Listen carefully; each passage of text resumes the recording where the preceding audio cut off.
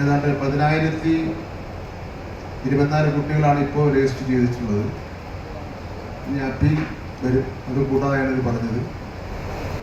ഇതിനിപ്പോൾ 10:30 മണിക്ക് നമ്മുടെ ഭക്ഷണശാലയിൽ വെച്ച് പാലുകാച്ച് കർമ്മം നടക്കുകയാണ്. ഇന്ന് രാവിലെ 9 മണിക്ക് തിരുവനന്തപുരം ജില്ലയിൽ സ്വർണ്ണക്കപ്പ് പ്രവേശിച്ചു കഴിഞ്ഞിരിക്കുകയാണ്. 6 മണിക്ക് സെൻട്രൽ സ്റ്റേഡിയത്തിൽ വെച്ച് ഏറ്റുവാങ്ങും. ഒരു സന്തോഷ വാർത്ത അറിയിക്കുവാൻ അത് ടൂറിസം മന്ത്രി ഇപ്പോൾ രാവിലെ ഞാനുമായിട്ട് ആശയവിനിമയം നടത്തിയിരുന്നു.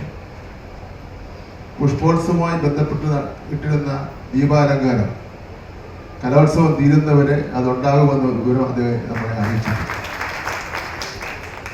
അവർ സന്തോഷ വാർത്തയെ കൂടി അറിയിച്ചുകൊണ്ട് നിങ്ങളുടെ എല്ലാവരുടെയും പിന്തുണയും സഹായവും സഹകരണവുമാണ് ഈ കലോത്സവത്തിൻ്റെ വിജയം.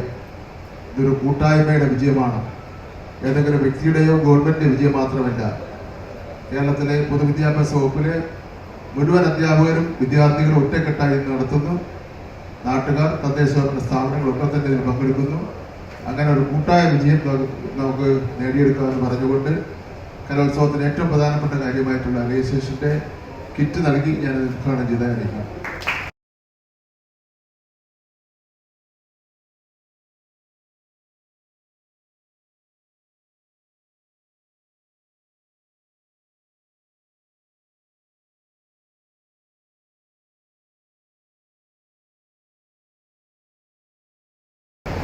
ഈ കലോത്സവം വിജയകരമാക്കാൻ വിവിധ കമ്മിറ്റികളുടെ അശ്രാന്ത പരിശ്രമമാണ്.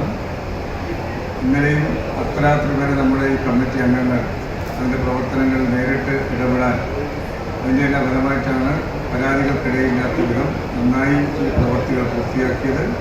ഇതിൻ്റെ പിന്നിൽ പ്രവർത്തിച്ച എല്ലാ സുഹൃത്തുക്കളെയും വളരെ സന്തോഷത്തോടു കൂടി അഭിനന്ദിക്കുന്നു. എല്ലാവർക്കും ആശംസകൾ നേരുന്നു. നന്ദി.